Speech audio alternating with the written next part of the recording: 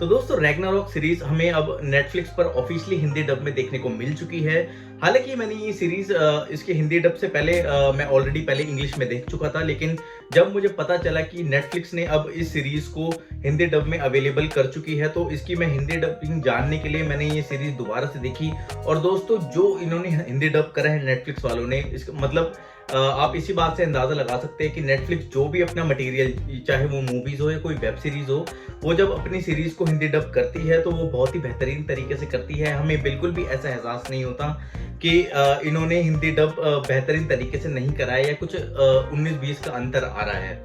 और यही सीन इस सीरीज के साथ भी हुआ है दोस्तों। और नेटफ्लिक्स ने हाल ही में अपने कुछ क्राइटेरिया निकाले हैं, उसमें इन्होंने बताया है कि अगर जैसे कोई सीरीज का सीजन आगे कुछ बनेगा तभी वो पूरे सीजन्स को हिंदी में डब करेंगे। और जिस तरह इस सीरीज का हिंदी डब निकला है, इसका प्रॉपर तरीके से हमें हिंट मिल जाता है कि इसका थर्ड सीजन भी हमें देखने को मिल जाएगा। हालांकि दोस्तों मैंने इसका जो रैग्नारॉक सीजन है, सीजन 1 और 2, हालांकि मैंने पहले देख चुका था, लेकिन हिंदी डब के बाद मैंने हिंदी डब चेक करने के लिए इसको दोबारा देखा। और दोस्तों क्या हिंदी डब करी है और क्या स्टोरी प्रेजेंट करी है हमारे सामने। जिन्होंने भी रैग्नारॉक सीरीज एक लैंग्वेज बैरियर की वजह से ये सीरीज को मिस करा है, तो वो लोग इस सीरीज को देख सकते हैं। बहुत ही बेहतरीन तरीके से दिखाई गई है।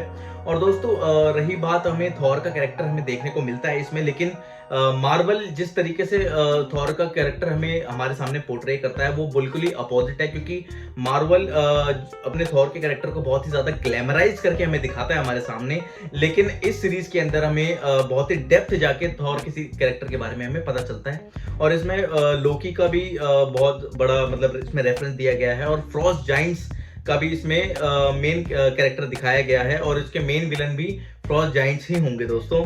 तो ये सीरीज आप बिल्कुल एंजॉय करना, बिल्कुल देखना। ज्यादा बड़ा कोई एपिसोड्स नहीं है, हाँ, लेकिन इसके लेंथ आपको कम से कम 1 घंटे की देखने को मिल जाएगी पर एपिसोड की।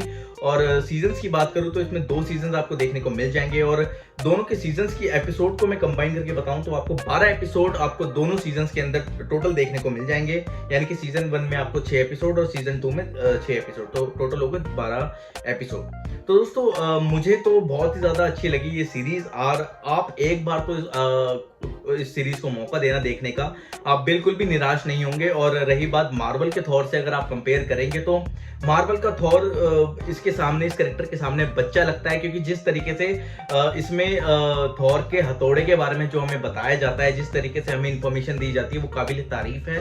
और हिंदी डब की मैं क्या तारीफ करूं दोस्तों, हिंदी डब तो बेहतरीन करता है ये नेटफ्लिक्स, चाहे कोई भी मूवी हो या कोई वेब सीरीज हो। तो दोस्तों ये था मेरा रिव्यू रैग्नारॉक हिंदी डब की सीरीज का रिव्यू।